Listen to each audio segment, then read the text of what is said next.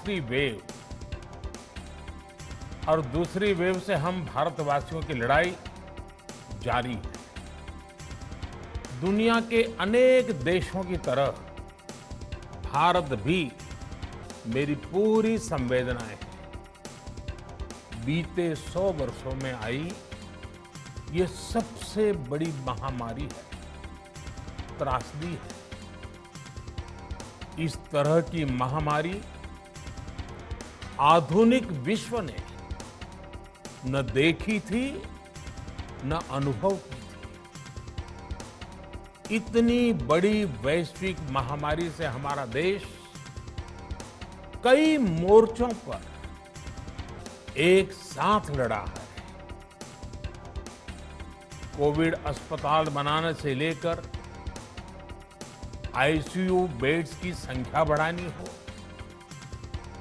भारत में वेंटिलेटर बनाने से लेकर टेस्टिंग लैब्स का एक बहुत बड़ा नेटवर्क तैयार करना हो, कोविड से लड़ने के लिए बीते 1.25 साल में ही देश में एक नया हेल्थ इंफ्रास्ट्रक्चर तैयार किया गया है। सेकंड वेव के दौरान अप्रैल और मई के महीने में भारत में मेडिकल ऑक्सीजन की डिमांड अकल्पनीय रूप से बढ़ गई थी। भारत के इतिहास में कभी भी इतनी मात्रा में मेडिकल ऑक्सीजन की जरूरत कभी भी महसूस नहीं की गई। इस जरूरत को पूरा करने के लिए युद्ध स्तर पर काम किया गया। सरकार के सभी तंत्र लगे। ऑक्सीजन रेल चलाई गई, एयरफोर्स के विमानों को लगाया गया, नौसेना को लगाया गया। बहुत ही कम समय में लिक्विड मेडिकल ऑक्सीजन के प्रोडक्शन में 10 गुना से ज्यादा बढ़ाया गया। दुनिया के हर कोने से, जहां कहीं से भी जो कुछ भी उपलब्ध हो सकता था उसको प्राप्त करने का भरसक प्रयास किया गया, लाया गया। इसी तरह जरूरी दवाओं के प्रोडक्शन को कई गुना बढ़ाया गया। विदेशों में जहां भी दवाइयां उपलब्ध हो वहां से उन्हें लाने में कोई कोर कसर बाकी नहीं छोड़ी गई। साथियों, कोरोना जैसे अदृश्य और रूप बदलने वाले दुश्मन के खिलाफ लड़ाई में सबसे प्रभावी हथियार कोविड प्रोटोकॉल है। मास्क, 2 गज की दूरी और बाकी सारी सावधानियां, उसका पालन ही है।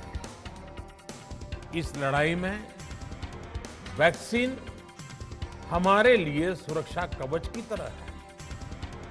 आज पूरे विश्व में वैक्सीन के लिए जो मांग है उसकी तुलना में उत्पादन करने वाले देश और वैक्सीन बनाने वाली कंपनियां बहुत कम है, गिनी गिनी हैं। कल्पना करिए कि अभी हमारे पास भारत में बनी वैक्सीन नहीं होती तो आज भारत जैसे विशाल देश में क्या होता। आप पिछले 50-60 साल का इतिहास देखेंगे तो पता चलेगा कि भारत को विदेशों से वैक्सीन प्राप्त करने में दशकों लग जाते थे। जब 2014 में देशवासियों ने हमें सेवा का अवसर दिया तो भारत में वैक्सीनेशन का कवरेज 2014 में भारत में वैक्सीनेशन का कवरेज सिर्फ सिर्फ 60% के आसपास था, 60% के आसपास था। और हमारी दृष्टि में ये बहुत चिंता की बात थी। जिस रफ्तार से भारत का टीकाकरण कार्यक्रम चल रहा था, उस रफ्तार से देश को 100% टीकाकरण कवरेज का लक्ष्य हासिल करने में करीब करीब 40 साल लग जाते हैं। हमने इस समस्या के समाधान के लिए मिशन इंद्रधनुष को लॉन्च किया। हमने तय किया कि मिशन इंद्रधनुष के माध्यम से युद्ध स्तर पर वैक्सीनेशन किया जाएगा और देश में जिसको भी वैक्सीनेशन की जरूरत है उसे वैक्सीन देने का प्रयास होगा। हमने मिशन मोड में काम किया और सिर्फ 5-6 साल में ही वैक्सीनेशन कवरेज 60% से बढ़कर 90% से भी ज्यादा हो गई। 60 से 90, यानी हमने वैक्सीनेशन की स्पीड भी बढ़ाई और दायरा भी बढ़ाया। हमने बच्चों को कई जानलेवा बीमारियों से बचाने के लिए कई नए टीकों का भी भारत के टीकाकरण अभियान का हिस्सा बना दिया। हमने इसलिए किया क्योंकि हमें हमारे देश के बच्चों की चिंता थी, गरीब की चिंता थी, गरीब के उन बच्चों की चिंता थी जिन्हें कभी टीका लग ही नहीं पाता था। हम 100% टीकाकरण कवरेज की तरफ बढ़ रहे थे कि कोरोना वायरस ने हमें घेर लिया। देश ही नहीं, दुनिया के सामने फिर पुरानी आशंकाएं घिरने लगी कि अब भारत कैसे इतनी बड़ी आबादी को बचा पाएगा। लेकिन साथियों, जब नीयत साफ होती है, नीति स्पष्ट होती है, निरंतर परिश्रम होता है, तो नतीजे भी मिलते हैं। हर आशंका को दरकिनार करके भारत ने 1 साल के भीतर ही एक नहीं बल्कि 2 made in India vaccine launch कर दी। पिछले काफी समय से देश लगातार जो प्रयास और परिश्रम कर रहा है, उससे आने वाले दिनों में वैक्सीन की सप्लाई और भी ज्यादा बढ़ने वाली है। आज देश में 7 कंपनियां विभिन्न प्रकार की वैक्सीन का प्रोडक्शन कर रही हैं।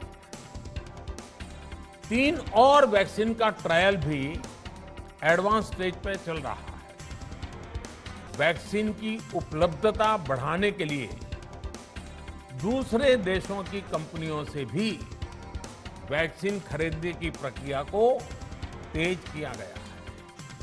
इधर हाल के दिनों में कुछ एक्सपर्ट्स द्वारा हमारे बच्चों को लेकर भी चिंता जताई गई है। इस दिशा में भी 2 वैक्सीन का ट्रायल तेजी से चल रहा है। इसके अलावा अभी देश में एक नेजल वैक्सीन पर भी रिसर्च जारी है। इसे सिरिंज से न देकर नाक में स्प्रे किया जाएगा। देश को अगर निकट भविष्य में इस वैक्सीन पर सफलता मिलती है तो इससे भारत के वैक्सीन अभियान में और ज्यादा तेजी आएगी। WHO ने वैक्सीनेशन को लेकर गाइडलाइंस दी। वैज्ञानिकों ने वैक्सीनेशन की रूपरेखा रखी और भारत ने भी जो अन्य देशों की बेस्ट प्रैक्टिसेस थी, विश्व स्वास्थ्य संगठन WHO के मानक थे, उसी आधार पर चरणबद्ध तरीके से वैक्सीनेशन करना तय किया। केंद्र सरकार ने मुख्यमंत्रियों के साथ हुई अनेकों बैठकों से जो सुझाव मिले, संसद के विभिन्न दलों के साथियों द्वारा जो सुझाव मिले, उसका भी पूरा ध्यान रखा। इसके बाद ही ये तय हुआ कि जिन्हें कोरोना से ज्यादा खतरा है, उन्हें प्राथमिकता दी जाएगी। इसलिए ही हेल्थ वर्कर्स, फ्रंटलाइन वर्कर्स, 60 वर्ष की आयु से ज्यादा के नागरिक, बीमारियों से ग्रसित 45 वर्ष से ज्यादा आयु के नागरिक, इन सभी को वैक्सीन पहले लगनी शुरू हुई। आप कल्पना कर सकते हैं कि अगर कोरोना की दूसरी वेव से पहले हमारे फ्रंटलाइन वर्कर्स को वैक्सीन नहीं लगी होती तो क्या होता? सोचिए, हमारे डॉक्टर, नर्सिंग स्टाफ को वैक्सीन ना लगी तो क्या होता? अस्पतालों में सफाई करने वाले हमारे भाई बहनों को, एम्बुलेंस के हमारे ड्राइवर्स भाई बहनों को वैक्सीन ना लगी होती तो क्या होता? ज्यादा से ज्यादा हेल्थ वर्कर्स को वैक्सीनेशन होने की वजह से ही वो निश्चिंत होकर दूसरों की सेवा में लग पाए, लाखों देशवासियों का जीवन बचा पाए। लेकिन देश में कम होते कोरोना के मामलों के बीच केंद्र सरकार के सामने अलग अलग सुझाव भी आने लगे, भिन्न भिन्न मांगे होने लगी, पूछा जाने लगा, सब कुछ भारत सरकार ही क्यों तय कर रही है? राज्य सरकारों को छूट क्यों नहीं दी जा रही है? राज्य सरकारों को लॉकडाउन की छूट क्यों नहीं मिल रही है? One size does not fit all जैसी बातें भी कही गई। दलील ये दी गई कि संविधान में चूंकि हेल्थ, आरोग्य प्रमुख रूप से राज्य का विषय है, इसलिए अच्छा है कि सब राज्य ही करें। इसलिए इस दिशा में एक शुरुआत की गई। भारत सरकार ने एक बृहद गाइडलाइन बनाकर राज्यों को दी ताकि राज्य अपनी आवश्यकता और सुविधा के अनुसार काम कर सके। साथियों, आज ये निर्णय लिया गया है कि राज्यों के पास वैक्सीनेशन से जुड़ा जो 25% काम था, उसकी जिम्मेदारी भी भारत सरकार उठाएगी। ये व्यवस्था आने वाले 2 सप्ताह में लागू की जाएगी। इन 2 सप्ताह में केंद्र और राज्य सरकारें मिलकर नई गाइडलाइंस के अनुसार आवश्यक तैयारी कर लेगी। संयोग है कि 2 सप्ताह बाद 21 जून को ही अंतर्राष्ट्रीय योग दिवस भी है।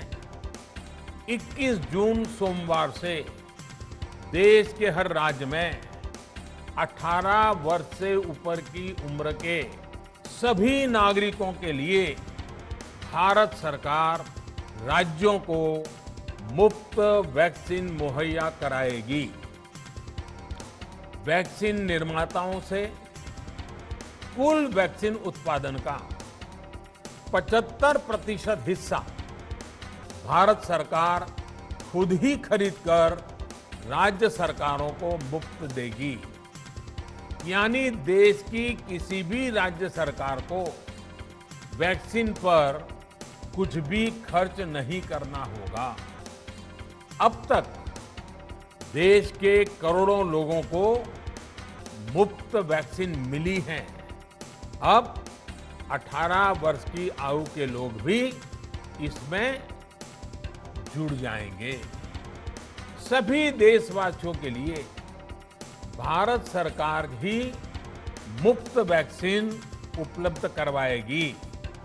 गरीब हो, निम्न मध्यम वर्ग हो, मध्यम वर्ग हो या फिर उच्च वर्ग, भारत सरकार के अभियान में मुफ्त वैक्सीन ही लगाई जाएगी।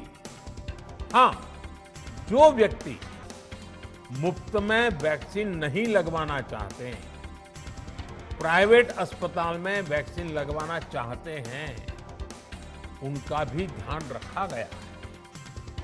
देश में बन रही वैक्सीन में से 25% प्राइवेट सेक्टर के अस्पताल सीधे ले पाए, ये व्यवस्था जारी रहेगी।